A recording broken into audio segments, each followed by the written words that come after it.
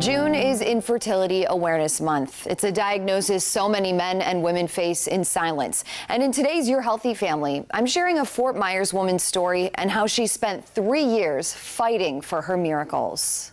On January 9th, 2016, this was when we got married on Fort Myers Beach. Caitlin and her husband Mac tied the knot. And it was a tornado in Cape Coral, so this is all black sky. And that was just the first storm the Cuskies would face together. I feel like the misconception is that you get married, you have a baby, everything's great and easy, but the fact of the matter is that's not always the case. Yeah, we got married pretty young, and you think you had sex, you got pregnant, and that was how it worked. And that's not always how it goes anymore. At 26 years old, Caitlin says her menstrual cycle was irregular. She went to a doctor and was diagnosed with polycystic ovarian syndrome, or PCOS. A very common hormonal imbalance. So she went to a fertility doctor to talk about the next steps in having a baby. We also had my husband checked, and that's when a lot of our story kind of unraveled because we were diagnosed with both female and male factor infertility is what they call it. And we're sitting across from our doctor and he's saying,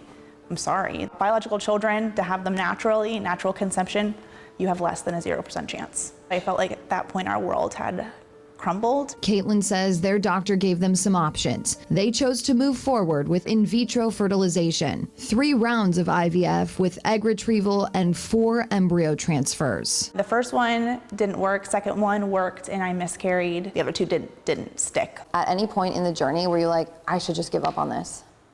Every time. Every time.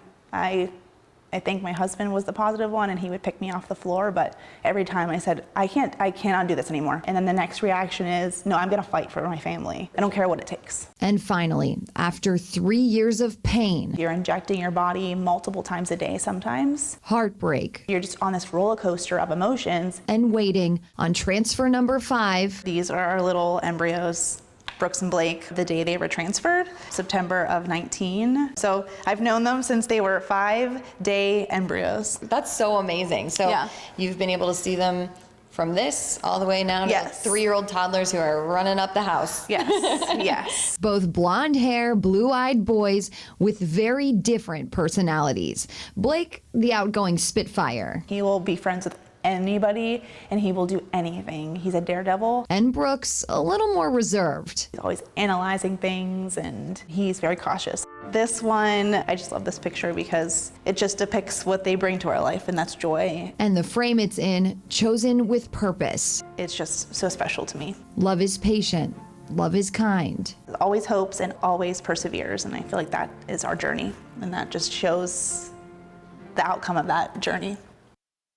And it really is just so amazing to see where the Cuskies are now with those 2 beautiful boys. And Amy, you'd be surprised to hear how many people struggle with infertility. What do the numbers look like when it comes to infertility? So when I was talking to Caitlin, she said when she was going through this process about 6 years ago, the doctors were telling her it's 1 in 8 people. But now, today, the World Health Organization says it's actually 1 in 6 people that deal with infertility. So this is really common. And I think something that people probably presume is that this happens with women who are trying to get pregnant later in life, right? Their 30s and 40s, but she was pretty young. Yeah, she was 26 years old at the time that she was facing all of this, trying to get pregnant and going through all of those fertility treatments. I know I have friends who are around my age, I'm 31, who are dealing with this now and who dealt with this years ago. So this is something that is so much more common than you think. And you have to think at the time that Caitlin was going through all this 6-7 years ago, this wasn't as talked about back then, right? No one was talking about their struggles with infertility. It was kind of a hush-hush topic at that time. So there wasn't so much awareness for this. Yeah, it's a really lonely, scary thing to go through. I had my own struggles, so I can empathize with her a little bit, but